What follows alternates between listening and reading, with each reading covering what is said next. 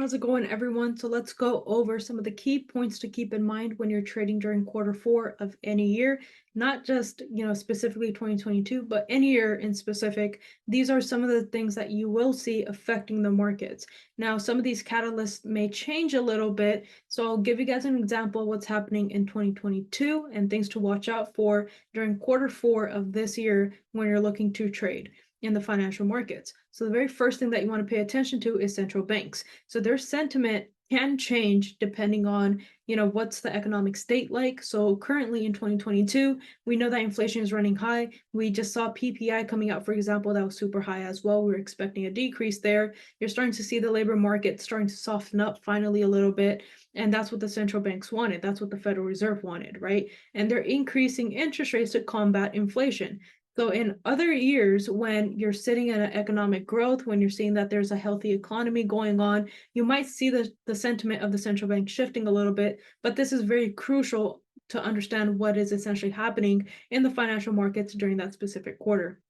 And in quarter four, right now, what we're seeing is the central banks, so the Federal Reserves, along with Bank of England, along with the European Central Bank, a lot of other central banks, minus Bank of Japan, moving from accommodative monetary policies into contractionary monetary policies, right? So the whole point of increasing interest rates and shifting your monetary policies from accommodative policies to contractionary policies is to contract the money supply in the economy.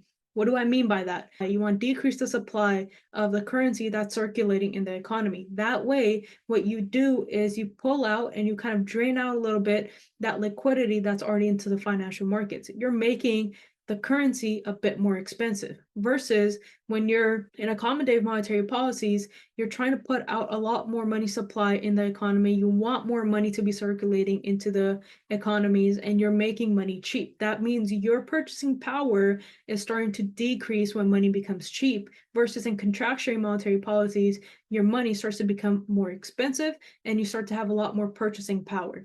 So currently, when you're going into quarter four, we're starting to see that central bank, specifically the Federal Reserve, along with Bank of England, they're increasing their interest rates, right? And they're moving into contractionary monetary policies. And so you're going to start to see the market reacting to that essentially.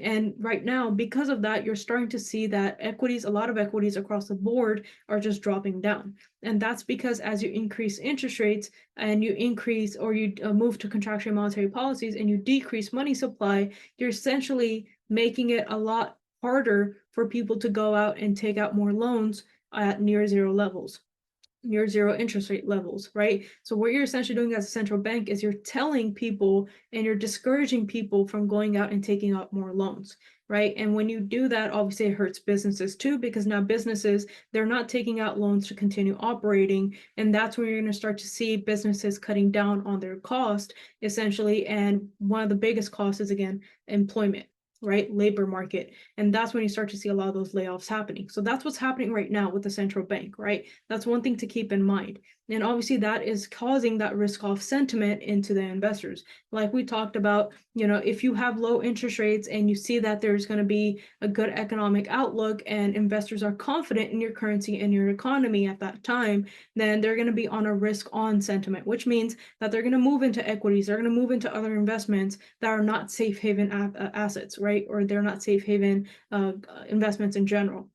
And so the risk off sentiment is the opposite of that. Risk off sentiment means that people are going to be investors, particularly, they're moving out of equities, they're moving off of these riskier assets, and they're moving back into some of the safe haven assets and currencies and commodities instead.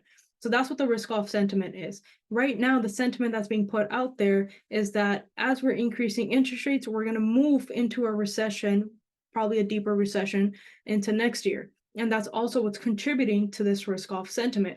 Obviously, as an investor, you don't want to be investing in riskier assets if you're moving into a recession, right? A recession is not a positive outlook for an economy, but that's what you need in order to combat inflation. And the third thing here is holidays in quarter four. As soon as October is done, and we only have 2 weeks of October left, we start moving into the holidays. We start moving to Thanksgiving, you start moving into Christmas, you start moving into New Year's, right? And around this time is usually when a lot of these institutional traders, the big banks, they start to have their holidays, and you're going to start to see a lot of these traders just going off onto PTO on vacations, and just they're not active into the markets at that time. In addition, which might even be the fourth point here, is adjustment of books. So you have to adjust your books as you would like for any business at the end of every quarter, especially at the end of the year. So these are the three things, or even four things, to watch out for in quarter four. So when you're trading, making sure that you understand what's happening from a central bank's perspective. What kind of sentiment are we sitting in? Is it a risk on sentiment, or is it a risk off sentiment?